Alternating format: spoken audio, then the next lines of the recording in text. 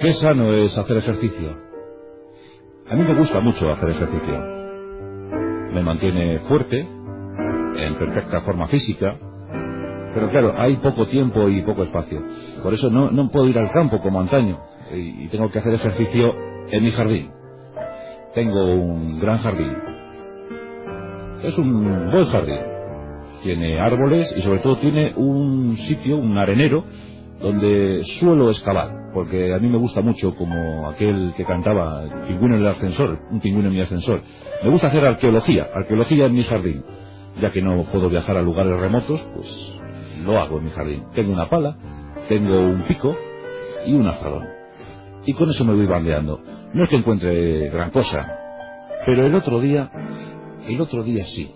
El otro día hallé algo que me hizo recordar. Bueno, lo voy a confesar. Lo que encontré fue una calavera. Una tremenda calavera. Y aquí la tengo, en mi mesa de trabajo. Hoy me siento como William Shakespeare. To be or not to be. Ser o no ser. Aquí está la calavera mirándome. Y a veces parece cobrar vida. Es tremenda y curiosa. Ya he conseguido limpiarla del todo y aquí la tengo. Encima de unos documentos. Precisamente aquellos documentos que en su día me envió un primo lejano que yo tengo en el Reino Unido. Sí, me refiero al capitán John C. Bryan. John es buen amigo también de las bibliotecas y de recopilar archivos, recopilar viejos legajos. Y como sabe, mi amor por los psycho-killers, pues tuvo bien enviarme estos documentos. Y aquí están, debajo de la calavera que encontré en el jardín. Y los dos tienen relación, la calavera y los documentos. En estos documentos se puede leer un enunciado. La cabeza de Alexander Pierce.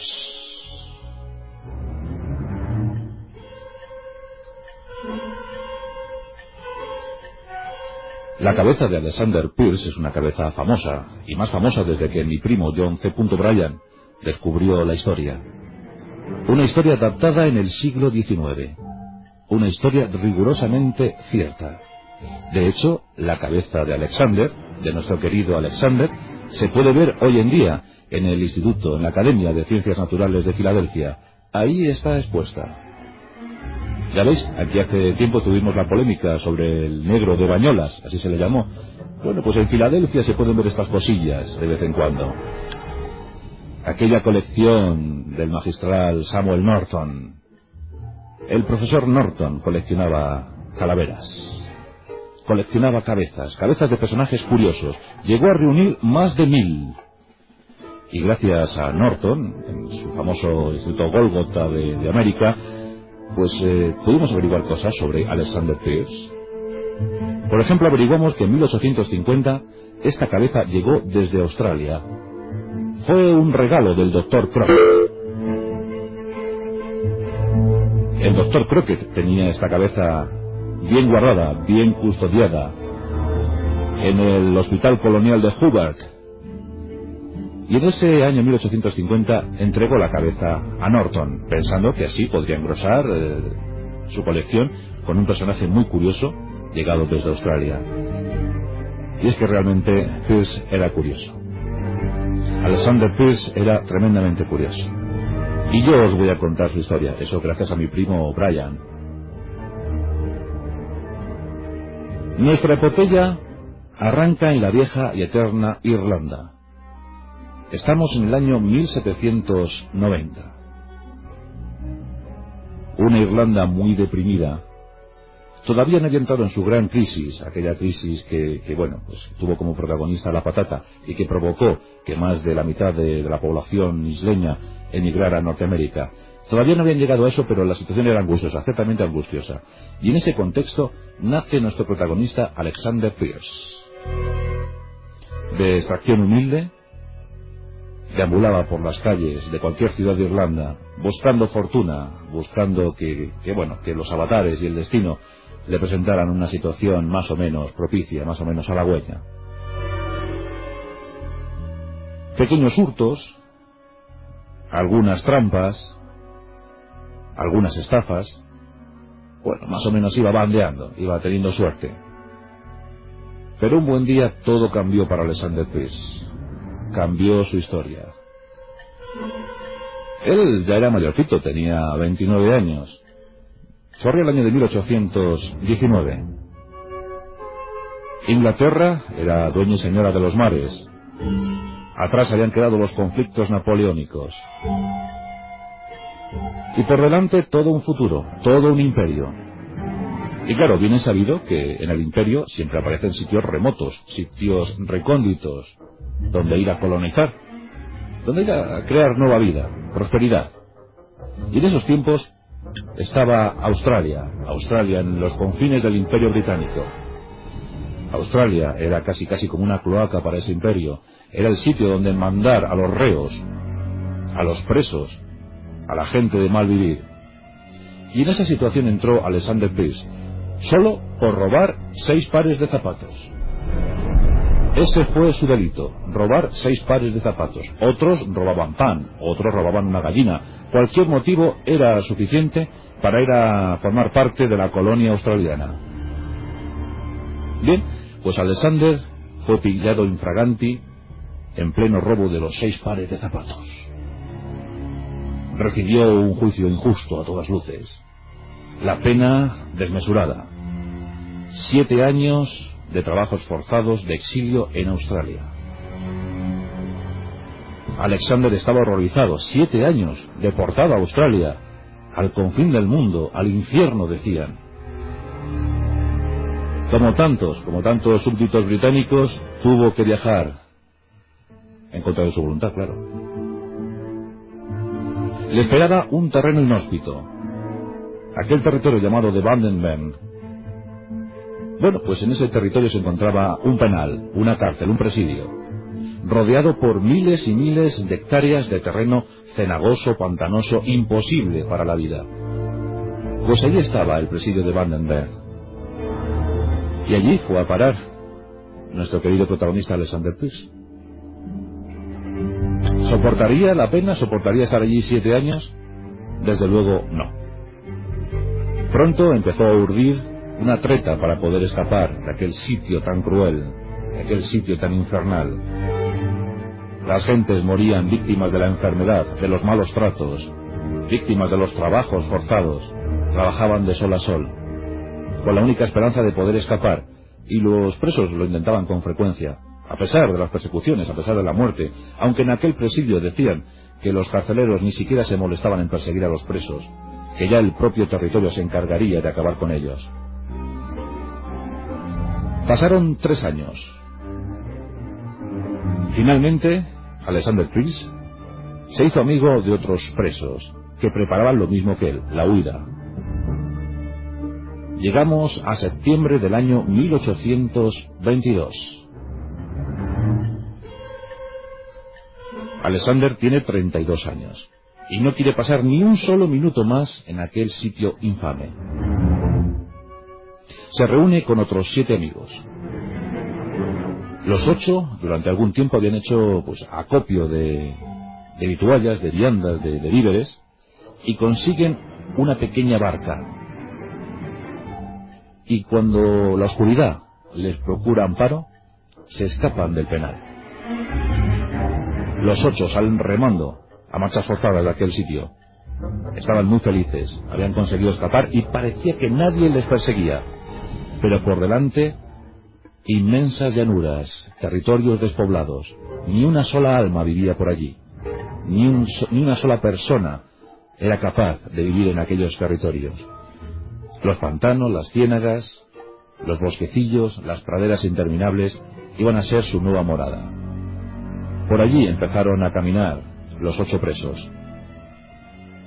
Las viandas, la comida, los víveres solo duraron una semana. Y al cabo de la semana comenzó el hambre. La hambruna hizo estragos en aquella pequeña comitiva. Los 8 amigos ya no lo eran tanto. Un buen día, caminando entre el barro, a Gronhill, el más arisco, el más bravucón de los 8, se le ocurrió decir: como siga esta hambre entre nosotros, tendremos que comernos. Ese día nadie le hizo caso. Gronhyl era muy bravucón. Pero claro, las jornadas fueron sucediéndose. El tiempo fue pasando. Y ahí la verdad es que cada vez se tenía más hambre. Es tremendo cómo puede cambiar la condición del ser humano en situaciones extremas. Pero creedme que cambia. La historia del terror así nos lo dice. Un buen día, Gronhyl comienza a conspirar con otros. Travers era su mejor amigo dentro del grupo. Y entre los dos deciden dar un paso más. Dar el paso definitivo. Deciden recurrir a la antropofagia, al canibalismo. Hay que buscar una víctima entre los 8. Desde luego Gronhyl y Travis no iban a ser. Se fijan en Dalton. ¿Y por qué se fijan en Dalton? Porque Dalton había ido a la cárcel por traidor, por chivato. Entonces piensan que claro, que el chivato es el que más propicio, es el que tiene todas las papeletas para ser eliminado, porque claro, no va a contar después lo que han hecho. Así que parece que Dalton ya es el candidato ideal. Gronhyl y Travers empiezan a seguirle. Y en un descuido, hay que contar que Gronhyl llevaba entre sus herramientas un hacha, una potente hacha. En un descuido de Dalton, Gronhyl va y le asesta un hachazo.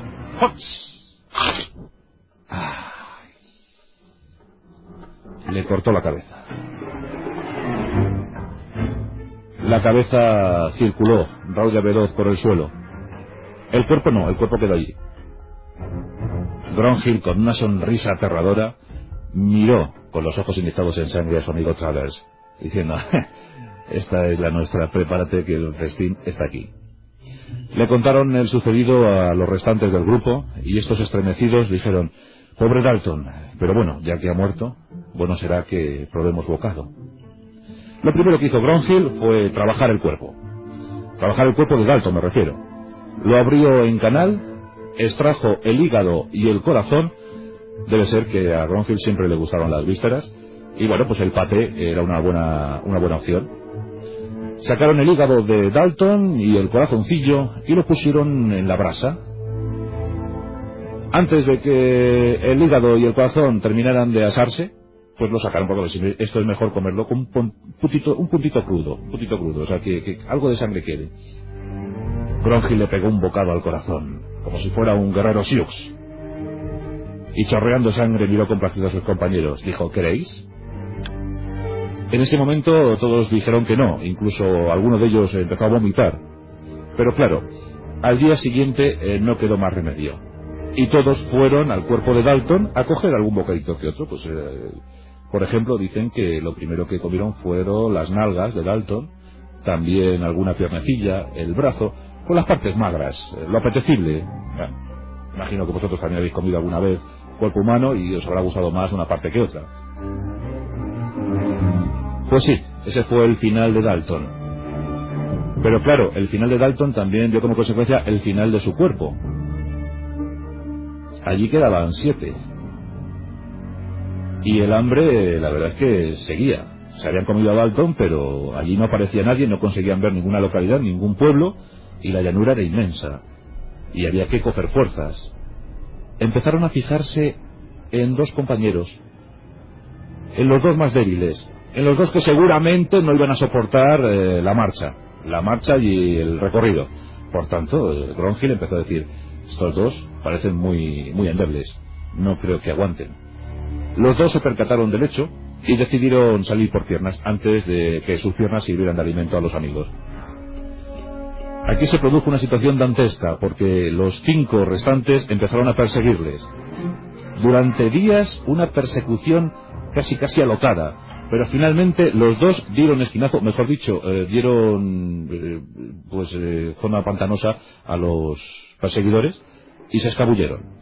Llegaron a un pueblecillo días más tarde, pero ya estaban exhaustos y murieron, víctimas de la inanición, víctimas del abandono y víctimas, sobre todo, dicen, del susto, porque llegaron con los ojos desencajados, pensando que hubiesen podido ser pasto de sus antiguos amigos. Eso nos da 5 5 supervivientes, 5 que quedan. Claro, las opciones para morir se incrementan. Y Gronhill, creedme que estaba muy hambriento. El hacha no paraba de afilarla. Tenemos que un buen día Van der Bender se va a buscar unas raíces, buscar algo que comer. Y tenemos que, claro, amparado también por la noche, Gronhill se va detrás. Al cabo de unos minutos se escucha el fatídico golpe. Caramba. En esta ocasión ha sido muy eficaz. Demasiado eficaz. Los 4 que quedan, ya directamente, sin ningún escrúpulo, se lanzan sobre el cadáver. Y se lo zampan. En pocos días, en pocas horas, se han zampado al pobre y antiguo amigo. Pero allí habían pasado las semanas y allí no aparecía nadie, ningún pueblo, nada, no conocían ningún camino. Estaban además atemorizados pensando que los 2 que se habían escapado habían dado cuenta de ellos, habían dado noticias y que bueno, que tarde o temprano la policía daría con ellos. Así que aquí tenemos a los 4 avanzando por la inmensidad australiana. Sin noticias de nadie, sin noticias de ellos. Y Gronhill vuelve a tener hambre, sí, este es insaciable. Se fija en Morders. Morders, hasta entonces el más callado, el más sumiso, el más gregario. Bueno, pues Gronhill parece que no le soporta esos días. Parece que le ha tomado ojeriza. Pero cuando va a asestarle el hachazo de siempre, Morders gira la cabeza y el golpe no termina de acabar con Morders. ¡Ay, caramba! Pobre Morders, se está desangrando, está herido de muerte, pero los 3 le rodean y no quieren rematarle, porque claro, pobre Morders, si en el fondo le habían cogido cariño. Aún así, Morders ya no puede continuar, está muy maltrecho, tarde o temprano morirá. Le dicen que su suerte está echada. Morders pide que le dejen por lo menos rezar una plegaria. Se lo conceden, porque en el fondo tenían algo de buenos, tenían algo de cándidos. Le dejan rezar su última plegaria y cuando Morders termina de rezar, Gronhill remata la faena. Ahora sí. Pobrecillo. No tardaron en zampárselo ni un solo día. Solo quedaban 3. Travers cada vez desconfiaba más de su íntimo amigo Gronhill. Y a todo esto, Alexander Pierce seguía expectante de los acontecimientos. Veía como poco a poco se iba quedando sin amigos. Los 3 van caminando por Australia. Sí, ya sé lo que vais a decir. ¿Gronhill volvió a tener hambre? Pues sí, efectivamente. En un arrebato de cólera, discutiendo con Travers, le asesta tomándole. ¿Cómo cayó Travers? ¡Qué asco! No fue capaz ni siquiera de cortarle la cabeza, directamente le dio en el estómago y salieron las vísceras volando. ¡Ah! Decía Gronhill, qué pesado es comer carne humana siempre, ¿verdad? Pierce asentía. Estaba estupefacto, pero en el fondo le había tomado gusto a la cosa. Ya solo quedaban 2. Y habían pasado 2 meses. 2 meses de canibalismo. Aquí ya os podéis imaginar que tanto Gronhill como Pierce desconfiaban el uno del otro. Esta ha sido una situación casi de cómic, porque aquí les tenéis a los 2 avanzando por las praderas australianas, sin pegar ojos, sin dormir, vigilándose a distancia, sin avanzar un paso más que el otro, porque sabían que en el momento que uno bajara la guardia, el otro acabaría con él. Por tanto, así pasan 3 días. 3 días sin dormir, y 3 días en los que el hambre volvió a hacer estragos. Ninguno de los 2 quería bajar la guardia, ninguno de los 2 quería cerrar un ojo. Pero Gronhill, que era grandullón, era enorme y muy desconfiado, al final cayó. Una noche dio un cabezazo. Sí, un cabezazo, pensando en que, bueno, a lo mejor Pierce había dormido. Él quiso también dormir un poco, echar una cabezadita. Y en ese momento justo, Alexander Pierce, siempre a la expectativa, se lanzó sobre Gronhill, le arrebató el hacha.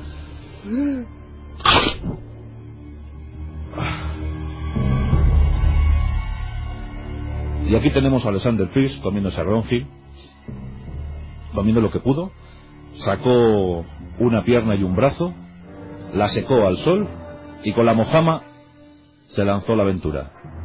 Pero claro, el brazo y la pierna se acabaron, se agotaron. Menos mal que dio con un pastor, también antiguo preso, que tenía ganado, y este le dio de comer, no hizo falta que matara al pastor, y bueno, pues estuvo alimentando. Y así pudo estar deambulando por Australia un tiempo. Pero claro, tarde o temprano la policía le iba a capturar.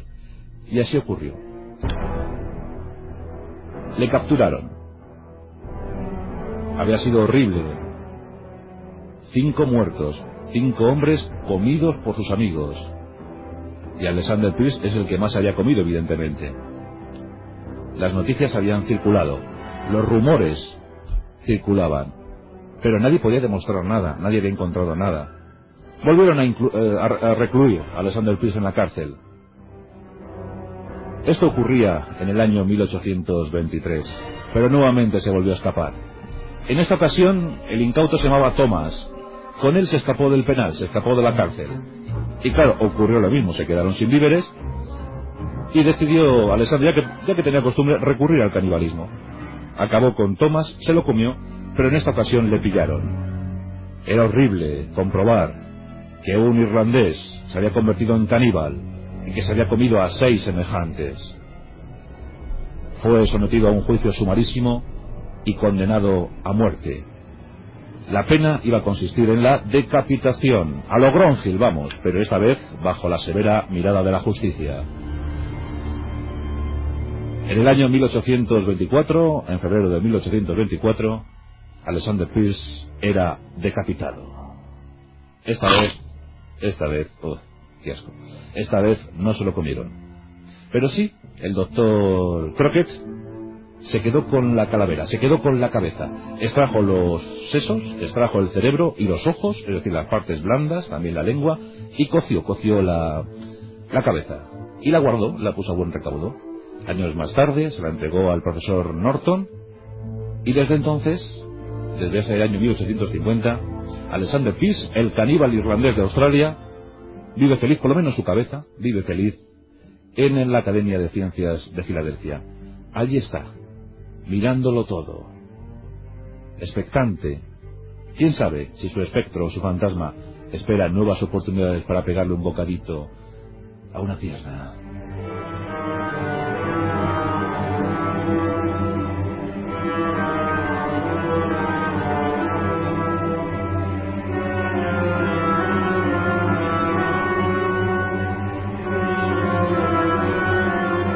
Pues espero que a nadie le entre hambre a estas horas de la